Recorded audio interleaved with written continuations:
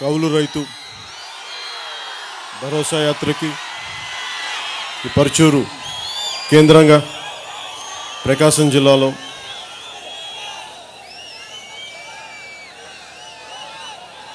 అప్పు చేసి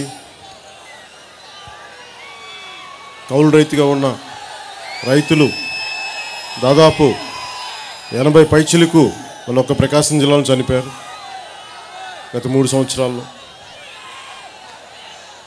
ఏ ప్రభుత్వం కూడా కౌలు రైతుని గుర్తించదు. వారికి గుర్తింపు పత్రాలు కానీ సర్టిఫికేట్లు కానీ పాస్బుక్లు కానీ ఉండవు. వాళ్ళకి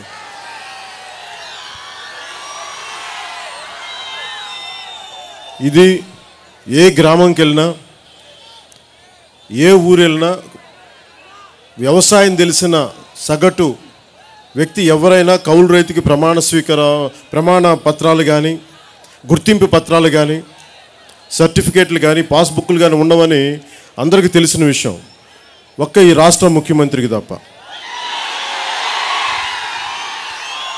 వైసీపీ నాయకులకి 151 ఎమ్మెల్యేలుండి 22 మంది ఎంపీలుండి 6, 8 రాజ్యసభ సభ్యులుండి వాళ్ళని మనం ఎందుకు ఛాలెంజ్ చేస్తాం?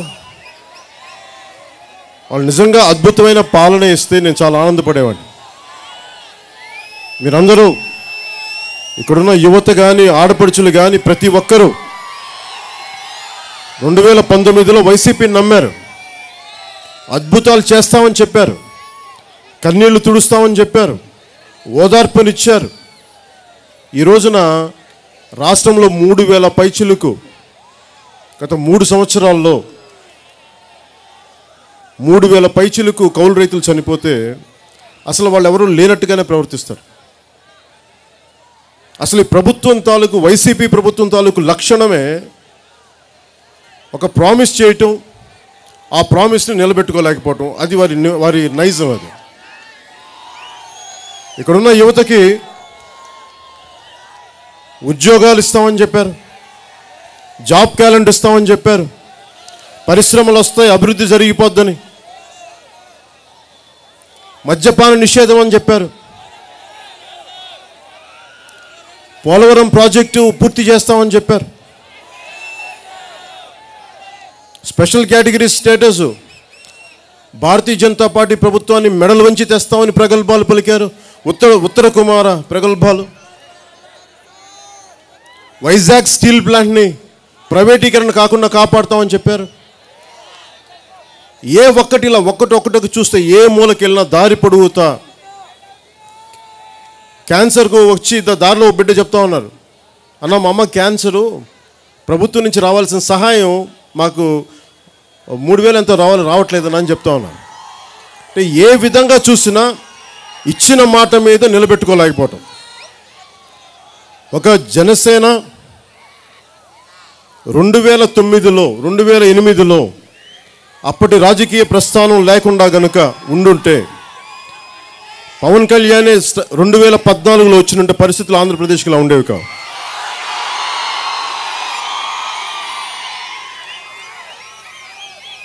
ఈరోజు ఫాదర్స్ డే, మాతృదేవోభవ పితృదేవోభవ, గురువుని పూజించే గురుభ్యో నమః అనే సంస్కృతి మంది. ఈ రోజున ఇక్కడున్న బిడ్డలందరికీ వాళ్ళ తండ్రులను కోల్పోయి ఎక్కువ శాతం మంది ఈ రోజున వాళ్ళ ఫాదర్స్ డే రోజున వాళ్ళు గుర్తుపెట్టుకో, వాళ్ళకి జరిగిన న్యాయం ఏంటి? తండ్రి లేడు వాళ్ళందరికీ, తండ్రిని కోల్పోయారు వాళ్ళందరూ. ఈరోజు నేనేదో 1 లక్ష రూపాయలు ఇస్తున్నామంటే వ్యక్తిగతంగాను పార్టీ పరంగాను ఈరోజు నేను అద్భుతాలు చేస్తున్నానని చెప్పట్లా, గొప్ప పని చేస్తామని చెప్పట్లా. కానీ నా తోటి మనిషి, నా సాటి మనిషి కష్టాల్లో ఉంటే మేము ఉన్నామని చెప్పడానికి వచ్చాము. ఇక్కడ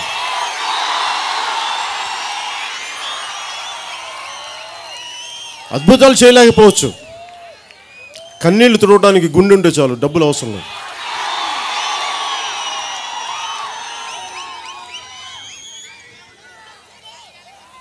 ఈ రాష్ట్ర ముఖ్యమంత్రి ఈయనకి వైసీపీ నాయకులు ఎవరిని ఏదైనా అనొచ్చు, పోలీసు అధికారుల దగ్గర నుంచి గవర్నమెంట్ అధికారుల దగ్గర నుంచి విపక్షాల సభ్యుల్ని కానీ జన సైనికుల్ని కానీ వారికి ఎదురు తిరిగిన ఎవరైనా ఆంధ్ర రాష్ట్రంలో కొట్టచ్చు, తిట్టచ్చు, దాడులు చేయొచ్చు. వెంకయ్య నాయుడు అనే జన సైనికుడు ప్రకాశం జిల్లాలో రోడ్లు ఎందుకు వేయవంటే ఆ అబ్బాయి మీద మానసికంగా దాడి చేసి అందరూ వదిలేస్తే ఊరేసుకుని చచ్చిపోయాడు. అబ్బాయి ఆత్మహత్య చేసుకున్నాడు ఆ కుర్రాడు. అలాగే మనం ఎవరినైనా సరే వైసీపీ వాళ్ళు మాకేంటి అన్యాయం అని ప్రశ్నిస్తే మటుకు నోటికి వచ్చినట్టు మాట్లాడతారు. అసలు ఇంతమంది యువత ఉన్నారు ఈ రోజున, ఆడపడుచులు ఉన్నారు ఇక్కడ. మీరు చెప్పండి అమ్మా, మీకు భాష బాగుందమ్మా?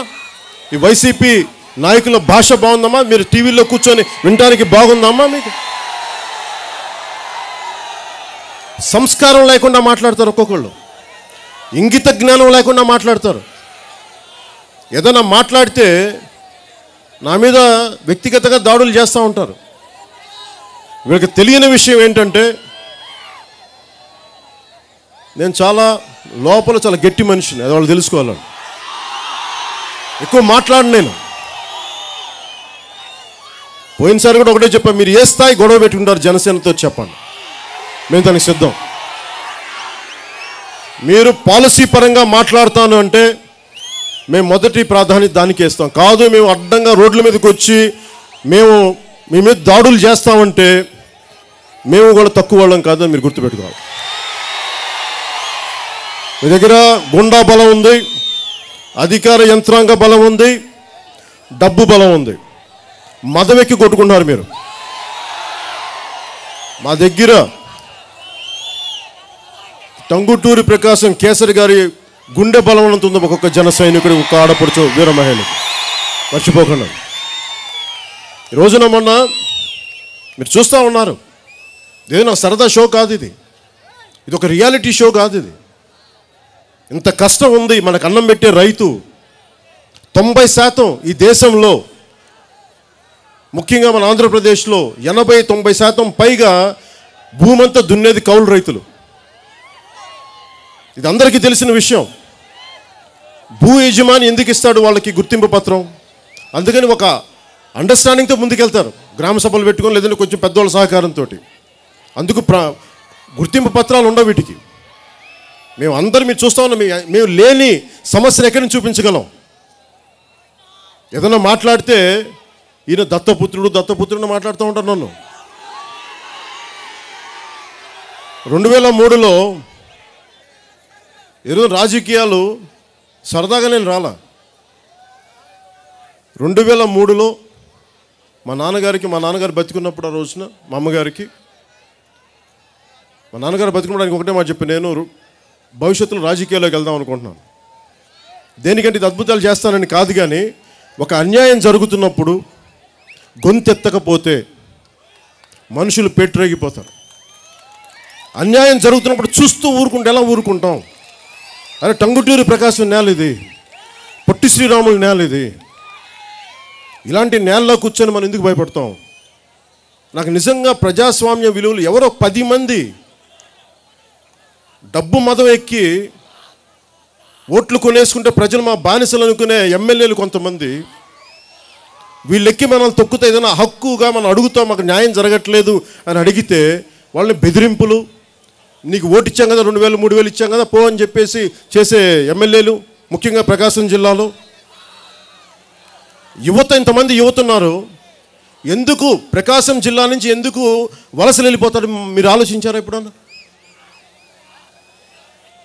తెలంగాణ సపరేట్ రాష్ట్రం కావాలి అనుకున్న సమయంలో నాకు బాగా, నేను రాజకీయాల్లో తీసుకొచ్చిన, ఆహ్వానించిన దాసోజు శ్రవణ్ అనే ఒక నాయకుడు ఈ రోజున కాంగ్రెస్ పార్టీలో ఉన్నారు, తెలంగాణ కాంగ్రెస్ పార్టీలో. ఆయన ఒకే ఒక మాట అన్నాడు నాతోటి రాష్ట్రం వచ్చిన తర్వాత, అన్న మాకు ప్రకాశం జిల్లాకు నేను పెళ్ళికి పోయాను, నా మిత్రుడి పెళ్ళికి వెళ్తే ఇక్కడ కష్టాలు చూసి, వలసలు చూసి, అవకాశాలు, ఉపాధి అవకాశాలు లేకపోవడం చూసి, వ్యవసాయ రంగ దుస్థితి చూసి మాకు తెలంగాణ కోసం అంత పోరాటం చేసి అంత ధైర్యం ఉండేది కాదు. ఆ రోజున మేము గోదావరి జిల్లా చూసి మేము పోరాటం చేసాం, కానీ మేము ప్రకాశం జిల్లా చూసి మేము పోరాటం చేయలేకపోయాం, మాకు ధైర్యం వచ్చిండేది కాదని. ఆ రోజు నుంచి ఈ రోజు వరకు వెలిగొండ ప్రాజెక్ట్ పూర్తయిందా ఎంతమంది మాట్లాడుతున్నారు కానీ ఒక వెలిగొండ ప్రాజెక్ట్ రాదు. ఈ రోజున మనకి ఎక్కడికి పోయినా ఒంగోలు జిల్లా నుంచి వలసలు వెళ్ళిపోతారు. ఉద్యోగాలు ఉండవు, పరిశ్రమలు ఉండవు, కానీ ఒక రాజకీయ నాయకులు తప్ప ఎవరి దగ్గర సంపద ఉండదు ఇది ఈ జిల్లాలో. దీన్ని మార్చాలి అంటే ముఖ్యంగా ఆడపడుచులు మీరు దీవెనలు ఇచ్చి, మీరు నడుము బిగించి, మీ చీరకి ఉన్న కట్టు గట్టిగా బిగించి యువతకు మీరు ధైర్యం ఇస్తే, మీరు ముందుండి నడిపిస్తే ప్రకాశం జిల్లాలో ఎందుకు మార్పు రావో మేము చూపిస్తాము.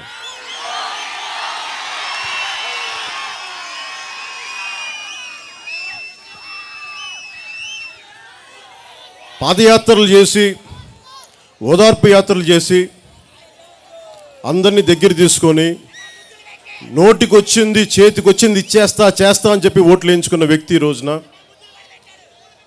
ముద్దులు కూడా పెట్టారా? ఒక ముద్దు 2 ముద్దులు అయితే ఫాలో అవుతాం, అన్ని ముద్దులు అయితే మనం ఎక్కడ ఫాలో అవుతాం. చాలా బాధపడతారు ఆయన. ఏదంటే వాళ్ళ మా మీద ఏ విధంగా చేసేయచ్చు, ఏమైనా మాట్లాడేయచ్చు.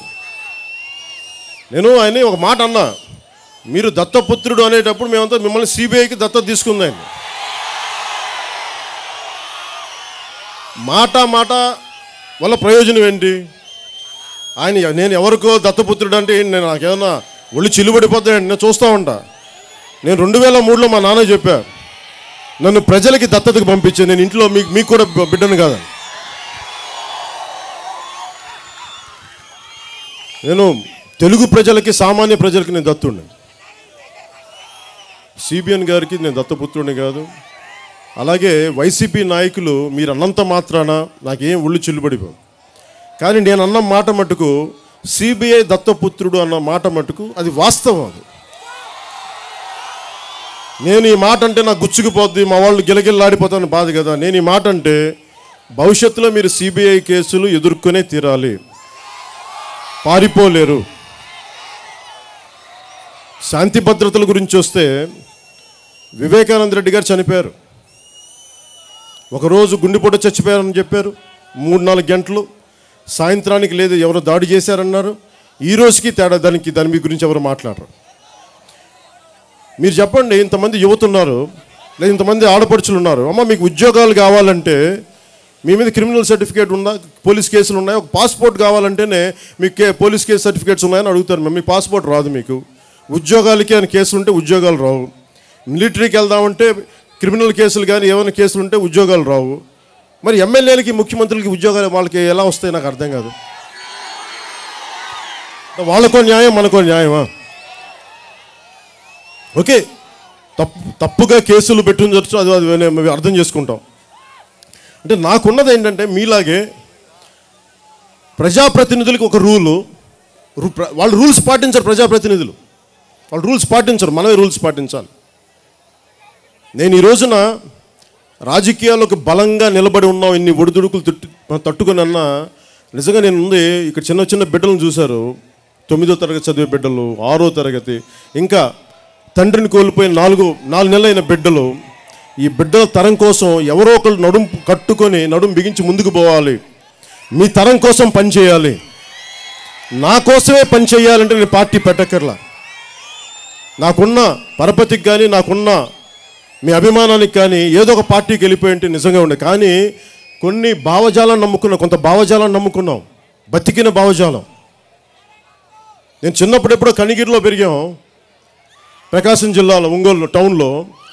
ఆ రోజు నుంచి మా నాన్న కనిగిరిలో ఎందుకు వెళ్ళిపోతున్నా కనిగిరిలో అంటే ఇక్కడ ఈ ఫ్లోరైడ్ వాటర్ ఉంటుంది, మంచిది కాదు, ఎముకలకు వంగిపోతాం అంటే ఈ రోజుకి ఆ పరిస్థితి ఏం మారలే. ఈ రోజుకి అంటే మనం ఇన్ని దశాబ్దాలైనా ఈ రోజుకి మార్పు ఎందుకు తీసుకురాలేకపోతున్నామంటే మన కోసం పనిచేసే ప్రజాప్రతినిధులు సరిగ్గా పనిచేయట్లేదు.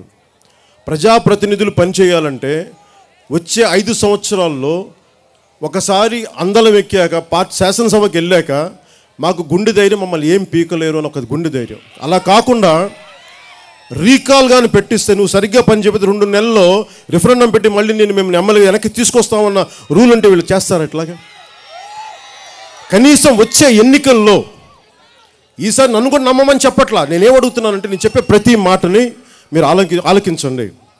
నేను చెప్తుంది వాస్తవమా కాదా, ఎంతవరకు సాధ్యం, నిలబడతాడా లేదా, ఎందుకంటే మీ భవిష్యత్తుకు సంబంధించింది. నేను ఒక్క రోజుల్లో నేను విశ్వాసాన్ని సంపాదించలేను. నేను కొన్ని దశాబ్దం కష్టపడ్డాక సిద్ధపడ్డా, దశాబ్దాలు, ఇప్పటికో దశాబ్దం పూర్తవబోతూ ఉంది. 2007లో రాజకీయాల్లోకి వచ్చాను. ఆ రోజు నుంచి నిలబడే ఉన్నాం. 14లో పార్టీ పెట్టాం. ఈ రోజు వరకు అన్ని దెబ్బలు తిన్నా కానీ ఈరోజు నిలబడి ఉన్నామంటే, నేను పార్టీ పెట్టింది ఈరోజు ముఖ్యమంత్రి కాకపోతే వెనక్కి వెళ్ళిపోవడానికి నేను పెట్టలేదు. ఇక్కడ ముఖ్యమంత్రిని కూడా చొక్కా పట్టుకొని నిలదీసే యువకుడిని తయారు చేయడం నేను రాజకీయాల్లోకి. రేపొద్దున జనసేన ప్రభుత్వం స్థాపించిన మీరు ప్రజాస్వామ్యంలో మీకున్న హక్కు కోల్పోకూడదు. మా వాళ్ళు తప్పులు చేసినా, నేను తప్పు చేసినా మీరు మమ్మల్ని నిలదీయాలి. అలాంటి ప్రజాస్వామ్యాన్ని కోరుకుంటున్నాం. అందుకు మీరు సంసిద్ధులు అవ్వండి. నా కోరిక ఒక్కటే, వచ్చే ఎన్నికల్లో ఈ రోజున క్రాప్ హాలిడే గురించి మీకు ఒక ముఖ్యంగా కీలకమైన ఒక 4-5 సమస్యలు చెప్తాను. 1 క్రాప్ హాలిడే, 2 పంటల బీమా, ఇంకోటి మిర్చి రైతుల నష్టాలు, ఇలా కౌలు రైతుల కష్టాలు, ఈ 4. అలాగే మన ఇరిగేషన్ కెనాల్ సంబంధించి ఈ 4 సమస్యలు మీరు దృష్టిలో పెట్టుకోండి. క్రాప్ హాలిడే అంటే మాకు పంట గిట్టుబాటు ధర రావట్లేదు, అందువల్ల మేము పంట సరిగ్గా కొనట్లేదు, పోయిన పంటకే మాకు డబ్బులు ఇవ్వలేదు. అలాంటప్పుడు ఈ తొలకరి పంటకి మాకు డబ్బులు రావని చెప్పి కోనసీమలోని 12 మండలాల రైతులు ఈ రోజున క్రాప్ హాలిడే ప్రకటించారు. గుంటూరు జిల్లాలో ఒక దాదాపు 25,000 ఎకరాలకి క్రాప్ హాలిడే ప్రకటించారు. అనంతపురం, అలాగే మిగతా జిల్లాల్లో కూడా, నెల్లూరు జిల్లాలో కూడా దాదాపు క్రాప్ హాలిడే కొన్ని ప్రాంతాల్లో ప్రకటించారు. ఇవన్నీ ఎందుకు వస్తున్నాయంటే, అన్నం పెట్టే రైతును ఆదుకోలేకపోతే ఇలాంటి పరిస్థితులే వస్తాయి. కానీ వీళ్ళకి క్రాప్ హాలిడే జనసేన మిగతా వాళ్ళందరూ కలిసి మేమంట రైతుల్ని ఎగదోస్తున్నామంట, రైతుల్ని రెచ్చగొడుతున్నామంట. మాకేం సరదా, ప్రజల్లో లేని కోపాన్ని మేము తెప్పించగలమా? ఇదేమన్నా సినిమానా? ఇదేమన్నా కథలు చెప్పడానికి? ఇది జీవితం, వాస్తవం, ఇది కఠోర సత్యం. ఇది ఎందుకు చనిపోయారు బిడ్డలు, ఎందుకు చనిపోయారు రైతులు, పురుగు మందు తాగి ఎందుకు చనిపోయారు? ఇందులో ఒక ఇందాక చింటా ఉంటే, ఇంటికి బిడ్డ భర్త రాలేదు, 2 రోజులైందంట భర్త రావడానికి, కనుక్కోవడానికి, శవమై పడిపోయి ఉన్నాడు. 2 రోజులు ఎతుకుతూ ఉన్నారు. ఈ కష్టాలు ఎందుకుంటాయి మనిషికి? ప్రైవేట్ రుణాలు ఏంటి, ప్రభుత్వాలు లేవా, విధానాలు ఆలోచించరా? మిర్చికి తెగులు వస్తే దానికి సరిగ్గా సకాలంలో దాన్ని చర్యలు తీసుకునే వ్యవసాయ శాఖ ఉండదా? శాస్త్రజ్ఞులు లేరా? ఎన్జీ రంగాలు లాంటి మనకి ఈ ఉద్దండులు ఉన్నారు కదా, గతంలో వారు స్టార్ట్ చేసిన ఎన్నో వ్యవసాయ యూనివర్సిటీస్ ఉన్నాయి, వ్యవసాయ శాస్త్రవేత్తలు ఉన్నారు. వాళ్ళందరినీ కలుపుకొని ఎంత చేయొచ్చు నిజంగా. మేము ఏదో కూర్చోబెట్టి ఒక ఆటో డ్రైవర్కి వాహన మిత్రం అని చెప్పి మేము 15,000 ఇచ్చేస్తాం, 20,000 ఇచ్చేస్తాం, అన్నీ ఇలా కూర్చోబెట్టి తిప్పి కొడితే వాళ్ళు చేసిన 5 లక్షల కోట్లకి అప్పుకి వాళ్ళు నిజంగా పందారం చేసింది 1,00,000 కోట్లు కూడా లేవు. 1,46,000 కోట్లు, 1,50,000 కోట్లు చెప్తున్నారు ఈ రోజున. మరి మిగతా డబ్బు ఎక్కడికి వెళ్ళింది? అది మీరు అడగాలి రేపొద్దున. మీ దగ్గరికి ప్రతి వైసీపీ ఎమ్మెల్యేకి 5 లక్షల కోట్లు అప్పు చేశారు కదా, అది ఎక్కడికి వెళ్ళిందని అడగండి. కేంద్ర ప్రభుత్వం కూడా ఈ రోజున కాగనేది అడుగుతూ ఉంది. మీరు డబ్బులు అప్పు తెచ్చారు కదా, ఎక్కడికి పోయింది డబ్బుని? ప్రజల అభివృద్ధికి ఎందుకు వెళ్ళలేదు? చనిపోయిన ప్రతి రైతుకి బీమా పథకం ఇవ్వాలి, ఎందుకు ఇవ్వలేదు? 2,000 కోట్లు ఇచ్చామని చెప్తున్నారు, ఏ రైతుకి ఇచ్చారు? ఏ జిల్లాకి ఎంత ఇచ్చారు? మీరు వివరాలు ఎందుకు చెప్పరు? అడిగేవాళ్ళు లేరు. కానీ జనసేన ఉంది అడగడానికి, నిలదీయడానికి.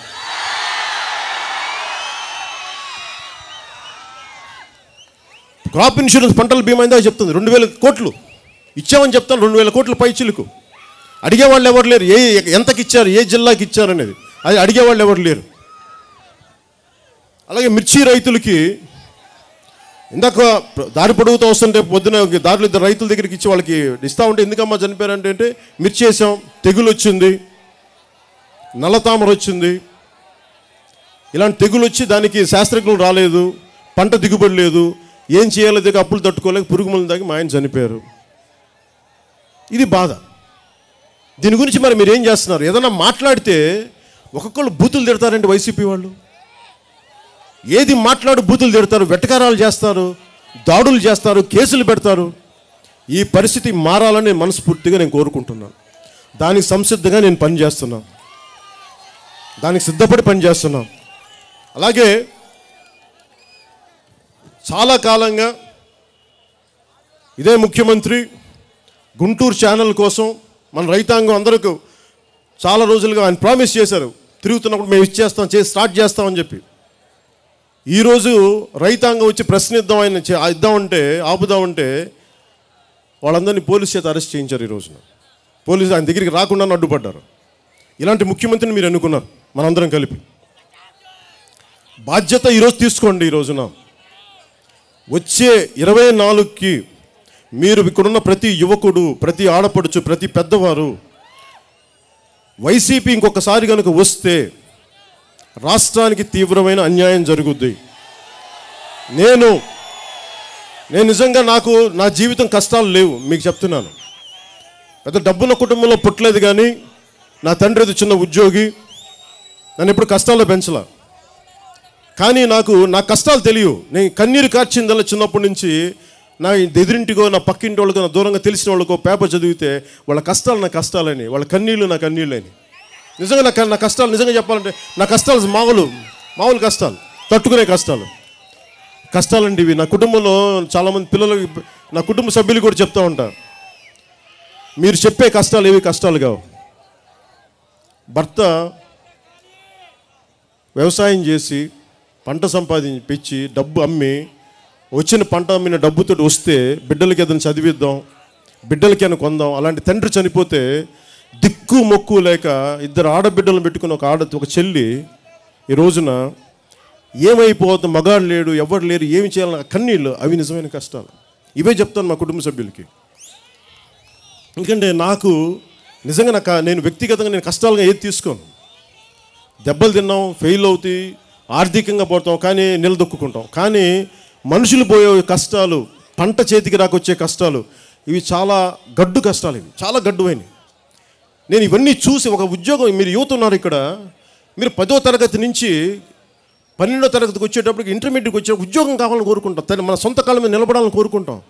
డిగ్రీ అయిపోయేటప్పటికి ఉద్యోగం రెడీగా ఉంటుందని నమ్ముతాం. ఉద్యోగాలు లేవే ఇక్కడ, జాబ్ క్యాలెండర్ లేదే. ఎవరిని అడుగుతాం జాబ్ క్యాలెండర్ లేకపోతే? ముఖ్యమంత్రులను అడగమా, ఎమ్మెల్యేలను అడగమా? గిట్టుబాటు ధర లేకపోతే మనం ఎమ్మెల్యేలని, ఎంపీలని మనం మంత్రులు నిలదీయమా అని మీరు ఇష్టానికి మాట్లాడేస్తారా? నేను కోరుకుంటుంది, మీకు గుండె ధైర్యం ఉండాలి, మీరు ధైర్యంగా మాట్లాడాలి. గొడవ పెట్టుకోమని నేను చెప్పట్లా, కానీ మీరు మీ కోపం వాళ్ళ అధికారం తీసేస్తున్న భయం ఉన్నప్పుడు మీ దగ్గర వచ్చి మాట్లాడకపోతే అడగండి. వాళ్ళు మీ ప్రతి ఒక్క యువకుడి దగ్గరికి వచ్చి, ప్రతి ఆడపడుచు దగ్గరికి వచ్చి, ప్రతి పెద్దవారి దగ్గరికి వచ్చి మీరు కోపగించేది మేము చేస్తామని మాట్లాడు. కానీ 2020 వచ్చే ఎన్నికల్లో వాళ్ళు ఎల్లుండి పెట్టుకుంటే ఎల్లుండి మేము సంసిద్ధమే. నిండా మునిగిపోయినడికి చలి అంటేనో సామెత ఉంది. మేము రాజకీయాల్లో ఉంటాం, ఎక్కడికి పారిపోం. మాట 2009లో చాలామందికి తెలియదు, ఈరోజు ఎందుకు చెప్పాలనిపిస్తుంది. నేను ఎందుకు తిరిగి రాజకీయాల్లో ఉన్నానంటే, ఒక మాట ఇచ్చినప్పుడు ప్రజల కోసం మేము నిలబడతామని చెప్పి 2009లో ఒక మాట ఇచ్చి మేము దాన్ని నిలబెట్టుకోలేనప్పుడు అది నన్ను తినేసి, నా కంఠంలో ప్రాణం ఉన్నంత వరకు ఏ మాట ఇది ఇచ్చామో ఆ మాట కోసం నిలబడటానికి, అది గెలుపు ఓటమి ఏదైనా రాని, ప్రజల కోసం పోరాటం చేస్తాం, నిలబడతామని చెప్పి ఇచ్చిన మాట వమ్ము కాకూడదని చెప్పి నేను జనసేన ప్రారంభించాను. మీరు చూస్తూనే ఉన్నారు, దెబ్బలు తిన్నాం, చాలా ఇబ్బందులు ఉన్నాయి, కానీ మేము తట్టుకొని నిలబడుతున్నాం. దేనికంటే ఇది మా సైద్ధాంతిక బలం. ఒక మాట ఇస్తే దానికి నిలబడాలి. ఎలాంటి మాట? ప్రజలకి, కష్టాల్లో ఉన్న ప్రజలకి, దారిద్ర్యంలో ఉన్న ప్రజలకి, ఆపదలో ఉన్న ప్రజలకి చాలా చిన్న అడుగుతారు. మాకు ఏదైనా చిన్నపాటి చదువులు, చిన్నపాటి వెసులుబాటు అడుగుతారు. అవి చేస్తామని చెప్పి వచ్చిన తర్వాత ఒక నిరుద్యోగి ఉంటాడు, అన్న మాకు ఉద్యోగాలు కావాలి, జాబ్ క్యాలెండర్ కావాలి, 2.5 లక్షల ఉద్యోగాలు అంటే, బాబు మీ అందరికి మేము ఉద్యోగాలు చేస్తాం అది చెప్పి చాలా పెద్ద పెద్ద మాటలు చెప్పొచ్చు. చెయ్యి అటు తిప్పుతూ ఇటు తిప్పుతూ, ఎవరి స్టైల్ వాళ్ళు ఉంటుంది అనుకోండి, చెయ్యొచ్చు, నేను కాదంట్లా. కానీ మాట ఇచ్చిన తర్వాత నువ్వు వెనక్కి వెళ్ళిపోతావు. మాట ఇచ్చిన తర్వాత ప్రజా సమక్షంలో మాట ఇచ్చిన తర్వాత నువ్వు ఎలా వెళ్ళిపోతావు? మనకి ఎన్నిసార్లు ప్రతి ఎమ్మెల్యేని చూస్తావు, ఇక్కడ ఉన్న యువతను అడుగుతూ ఉన్నాను, మీకు 5,000 రూపాయలు ఇచ్చాం, 2,000 ఇచ్చాం, కట్టేయించుకుంటారు కదా, దేవుడి దగ్గర ఒట్టేయించుకుంటారు కదా, మీరు మాకు తప్ప వేరే వాళ్ళకి ఓటేయకూడదని. మరి వీళ్ళు నిలబెట్టుకున్నారా మనకి వీళ్ళు వైసీపీ వాళ్ళు? ఏ ప్రభుత్వంలో కానీ ఎమ్మెల్యేలు కనుక నిలబడకపోతే చెప్పిన మాటని మీరు నిలదీయాలి, గట్టిగా ఎదుర్కోవాలి వాళ్ళని. నేను ఈ రోజున ఉన్న యువతకి చాలామంది ఆడపడుచులు ఉన్నారు. రేపొద్దున భవిష్యత్తులో వ్యాపారం చేసుకోవాలంటే నా కోరిక జీవితంలో 5,000 రూపాయలతో ఒక ఉద్యోగం సంపాదించాలి నా కోరిక. నా చిన్నప్పుడు అంతే నా కోరిక. నాకు తెలియదు అంతకుమించి జీవితం నేను ఊహించుకోవాలి. మా నాన్న 2,000తో స్టార్ట్ అయ్యాడు, 200తో స్టార్ట్ అయ్యాడు మా నాన్న ఉద్యోగం. నేను ఒక 5,000తో స్టార్ట్ చేస్తాను ఉద్యోగం. ఇంతే నా కోరిక, అంతకుమించి కోరిక లేదు. నాకు అలాంటి ఉద్యోగాలు రాలేదనుకోండి, నాకు కుదరలేదు. నాకు ఎందుకు అంటున్నానంటే ఆ మాట, తల్లిదండ్రుల మీద ఆధారపడకుండా స్వయం శక్తి మీద, నా తల్లిదండ్రులు నేను ఒక కష్టపడి నేను డబ్బు సంపాదించాలని కోరుకుంటుంది ప్రతి సగటు మనిషికి, ఎవరికైనా సరే, ఆడ కానీ మగ కానీ. అలాంటి వారికి పెద్ద అంతస్తులు ఉండవు, డబ్బున్న వాళ్ళు, ఆర్థికంగా బలం ఉన్న కుటుంబాలు ఉండవు. మరి వాళ్ళందరికీ ఏం చేయాలి? అందుకనే మేము షణ్ముఖ వ్యూహం అనే దాంట్లో, జనసేన షణ్ముఖ వ్యూహంలో ప్రతి 10 మందికి ఉపాధి కల్పించే ఎలాంటి వ్యాపారానికైనా సరే, ఒక యువకుడు కానీ ఒక యువతి కానీ ఎవరికైనా సరే, సమర్థత ఉన్న వాళ్ళు ఎవరైనా సరే, ఒక 10 లక్షల రూపాయలు రుణ సౌకర్యం కాదు, మొత్తానికి ఇచ్చాడు. వన్ టైం ఇచ్చేయాలి 10 లక్షల రూపాయలు సంవత్సరానికి. అలాంటి, ఎందుకంటే మీరు 10 మందికి ఉపాధి కల్పిస్తారు. అలాంటి 10 లక్షల రూపాయలు నిరుద్యోగ యువతకు కానీ ఇస్తే సంపద ఎందుకు పెరగదు? కొంత నష్టం రావచ్చేమో, కానీ వన్ టైం ఇచ్చేస్తే తిరిగి ఏం ఆశించకుండా అడ్డగోలుగా వేల కోట్లు, లక్షల కోట్లు తినేస్తున్నాడు ఒక్కొక్కడు. 10,000 కోట్లు మీరు అందరికి అనిపించవచ్చు చాలామందికి. నా లాజిక్ ఒకటే, ఎలా ఇస్తావు డబ్బులు అని అడుగుతారు. మీరు 1,00,000 కోట్లు తినేయడానికి మీరు మార్గాలు ఎత్తగలుగుతున్నారు, 10,000 కోట్లు నేను యువతకి పంచడానికి ఎందుకు మార్గాలు దొరకవు? ఉన్నాయి మార్గాలు. ఇంతమంది వ్యవసాయం ఉంది, వ్యవసాయం లాభసాటిగా ఎందుకు చేయలేవు? ఇజ్రాయిల్లో మీరు చూపించండి, రాయలసీమలో అత్యంత బాగా ఎండిపోయిన నేల చూపిస్తే అలా ఉంటుంది ఆ నేల ఇజ్రాయిల్లో. మరి వాళ్ళు ఎక్స్పోర్ట్ చేస్తున్నారు అక్కడ, వ్యవసాయం తక్కువ నీటితో, వర్షాధారం మన తక్కువ నీటితోటి, డ్రిప్ ఇరిగేషన్ తోటి వాళ్ళు కనిపెట్టింది ఇది. అలాంటి కొత్త డ్రిప్ ఇరిగేషన్ కొత్తది కాదు, సమర్థవంతంగా దాన్ని అమలు చేయడం. ఇంతమంది యువతున్నారు. మనకి వ్యవసాయం వర్క్షాపులు పెట్టి, లేదంటే మనం కూర్చొని మన శ్రమశక్తి ఇచ్చి కొత్త పంటలు, సేంద్రియ పంటలు, అంటే మందులు కొట్టని పంటలు వేసి ఆర్గానిక్ ఫార్మింగ్ చేస్తే, ఎక్స్పోర్ట్ చేస్తే ఎందుకు పాసిబిలిటీస్ ఉండవు? మీరు 1,00,000 కోట్లు విదేశాలకు తరలించడానికి సమర్థత ఉన్నప్పుడు, మీరు యువకుల మీద ఒక చిన్నపాటి సోషల్ మీడియా పెట్టినప్పుడు, ఎంటైర్ మీడియాని పోలీసు వ్యవస్థను కూర్చోబెట్టి మీరు వాళ్ళ మీద కేసులు పెట్టినప్పుడు, ఒక సింపుల్ సినిమా టికెట్ కోసం ప్రభుత్వ యంత్రాంగాన్ని మొత్తం 5, 10, 15, ఓకే 25, 100 ఎంత చెప్పుకుందాం సినిమా టికెట్కి.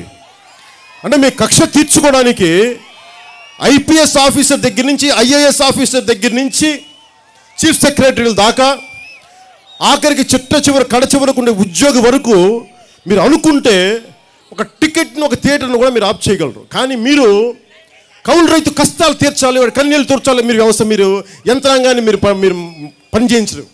అంటే మీ కక్షలకి, మీ కారుణ్యాలకి, మీ దోపిడీకి వ్యవస్థలే తప్ప ప్రజల కష్టాలు కన్నీళ్లు తీర్చడానికి వ్యవస్థలు లేవు ఇక్కడ. వ్యవస్థలు పని చేయనివ్వరు. కానీ జనసేన ఎందుకు నిలబడిందంటే, మాకు డబ్బు అవసరం లేదు. నేను సినిమాలు చేసిన రోజు సంపూర్ణంగా ఒక 20 కోట్లు ట్యాక్స్ కడతాను నేను సంవత్సరానికి సినిమాలు చేస్తే. అందుకే నాకు డబ్బు అవసరం లేదు. డబ్బు సంపాదించానే కాబట్టి ఈ రోజున నా 5 కోట్లు మా కౌలు రైతులకు ఇస్తున్నాం, కౌలు రైతుల కుటుంబాలకు ఇస్తున్నాం. మేము దేనికి ఇస్తున్నాం అంటే, మేము అండగా నిలబడి ఉంటాం, పారిపోం.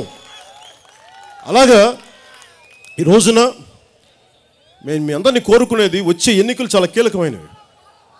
నేను చెప్పే ప్రతి మాట ఈ రోజున కౌలు రైతుల కోసం వచ్చిన పెద్ద ఉపన్యాసం ఇవ్వడానికి రాలేదు, కానీ మీ కష్టాల్లో నేనున్నాం.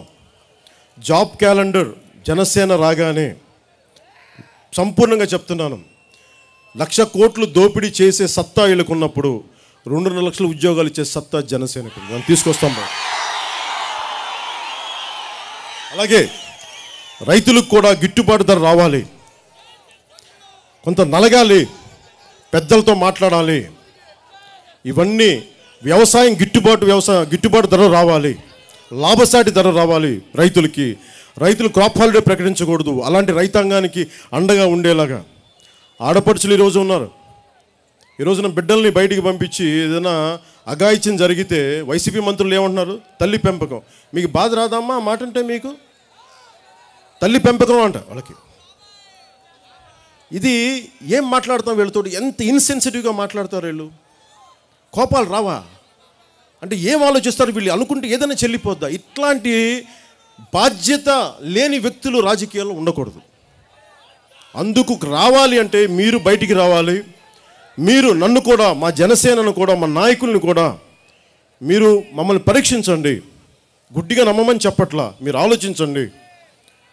చాలాసార్లు అవకాశాలు ఎవరికో ఇచ్చారు. ఈసారి మేము నిలబడతాం.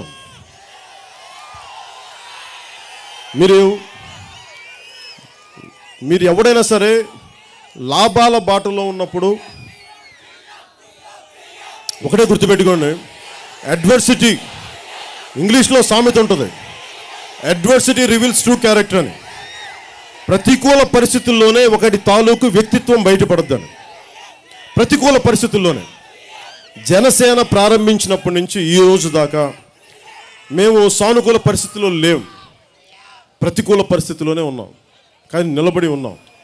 అలాంటిది నా కోరిక, రాష్ట్ర విభజన జరిగిన దగ్గర నుంచి ఈ రోజు దాకా ఆంధ్రప్రదేశ్కి అన్యాయమే జరుగుతూ ఉంది. దానికి కేంద్రాన్ని నిందించడం, ఇంకోటి నిందించడం చెప్పాల. మన బంగారం మంచిదవ్వాలా లేదా? అదే మన బంగారం మంచిది, సమస్యలు ఉండవు. మన ఎమ్మెల్యేలు మంచోళ్ళు అయితే, మన ఎమ్మెల్యేలు సమర్థులైతే, మన ఎంపీలు సమర్థులైతే చాలా గొప్పగా ఉంటాయి. మన ఎంపీలు ఉంటారు, పార్లమెంట్కి వెళ్ళగానే అక్కడ కూర్చొని బిజినెస్ వ్యవహారాలు చేసుకోవడానికి ఎంపీలు అయినట్టు తప్ప ప్రజల కష్టాల గురించి కాదు.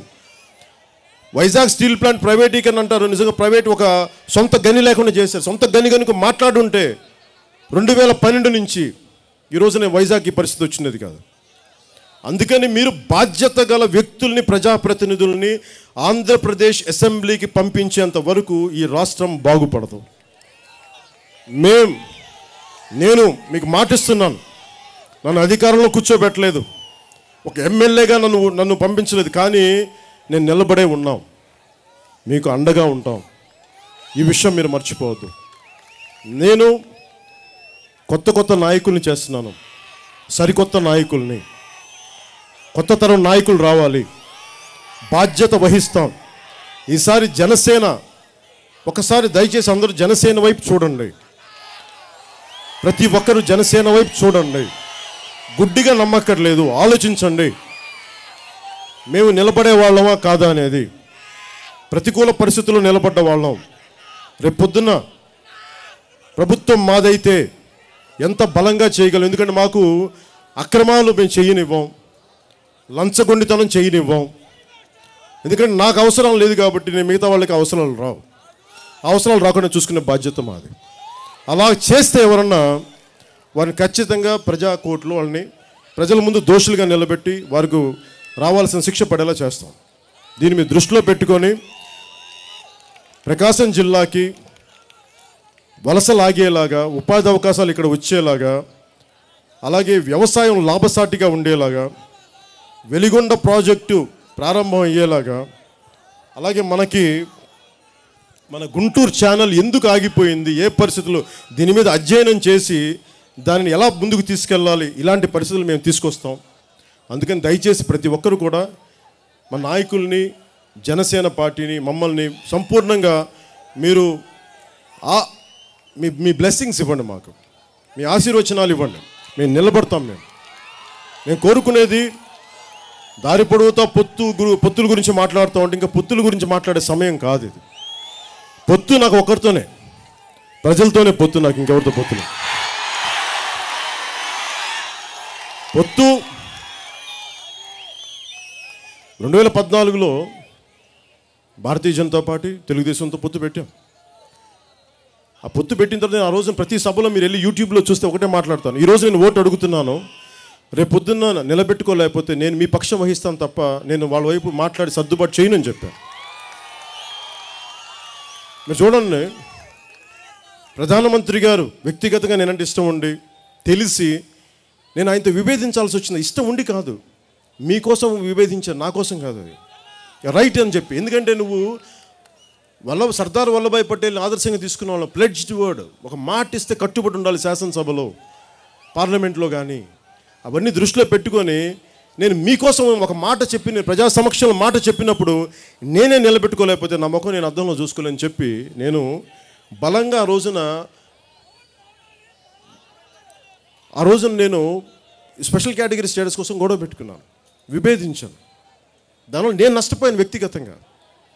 కానీ నాకు ఒక తృప్తి అయితే ఉంది, నేను మీ నమ్మకం కోల్పోలేదు. నేను మీ గుండెలో ఉన్నాను, తెలుసు అసలు.